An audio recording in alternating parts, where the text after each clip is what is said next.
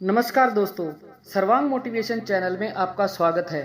दोस्तों, महाभारत में द्रौपदी चीरहरण एक महत्वपूर्ण घटना है, या ये कहिए कि एक मार्मिक घटना है। लेकिन प्रश्न ये है कि आखिर युधिष्ठिर ने द्रौपदी को दांव पर क्यों लगाया? आखिर वो क्या वजह थी जिसने युधिष्ठिर को द्रौपदी को दांव पर लगाने के लिए विवश कर दिया? जब युधिष्ठिर अपने भाइयों को द्युत क्रीड़ा में हार चुके थे तो उन्होंने अपनी पत्नी को भी दांव पर लगा दिया। आइए जानते हैं आज की इस वीडियो में महाभारत की ये घटना। वैसे तो दुर्योधन सहित सारे कौरव भाई पांडवों को पसंद नहीं करते थे, हमेशा पांडवों के साथ अन्याय ही करते थे। लेकिन द्युत क्रीड़ा ने महाभारत युद्ध की पृष्ठभूमि तैयार की। द्युत क्रीड़ा या फिर चौसर के खेल में कौरवों ने अन्याय की सारी सीमाएं लांघ दी। द्युत क्रीड़ा का खेल वैसे तो एक बुरा खेल है, लेकिन जब इस खेल को बेईमानी के साथ खेला गया तो इसका परिणाम पांडवों के लिए और भी घातक हो गया। द्युत क्रीड़ा में कौरवों की तरफ से खेलने के लिए उनके शकुनी मामा थे, जिसने पांसों को अपने इशारों पर चलाया। महाभारत के अनुसार शकुनी ने द्युत क्रीड़ा में जिन पांसों का इस्तेमाल किया था वो उसके पिता की हड्डियों से बने हुए थे, इसलिए शकुनी का कहना मानते थे। शकुनी ने इसी बात का पूरा फायदा उठाया और खेल की शुरुआत में पांडवों का उत्साह बढ़ाने के लिए युधिष्ठिर को जिताना शुरू किया। युधिष्ठिर जो अंक मानते थे, शकुनी पांसों को धीरे से वही कहता था। इस तरह युधिष्ठिर को लगने लगा कि पांसे उनके पक्ष में रहेंगे। धीरे धीरे शकुनी ने युधिष्ठिर को संपत्ति और साम्राज्य को दांव पर लगाने के लिए उकसाना शुरू कर दिया। युधिष्ठिर ने सबसे पहले अपनी संपत्ति को दांव पर लगाया, लेकिन पांसे दुर्योधन के पक्ष में रहे और युधिष्ठिर हार गई।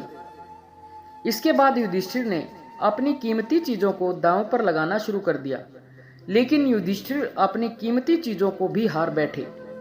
इसके बाद युधिष्ठिर और बाकी पांडव भाई अपने आभूषण और मुकुट भी हार बैठे।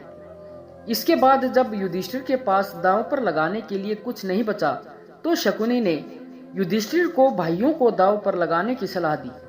इसके बाद युधिष्ठिर ने सबसे पहले नकुल और सहदेव को दांव पर लगाया, लेकिन युधिष्ठिर फिर से हार गई। शकुनी ने फिर से युधिष्ठिर को उकसाया कि अगर वो अर्जुन और बलशाली भीम को दांव पर लगा देते हैं तो क्या पता इनके भाग्य से वो जीत जाएं।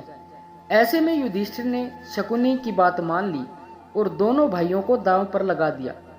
इसके बाद युधिष्ठिर भीम और अर्जुन को भी द्युत क्रीड़ा में हार बैठे। युधिष्ठिर द्युत क्रीड़ा में सब कुछ हार बैठे थे।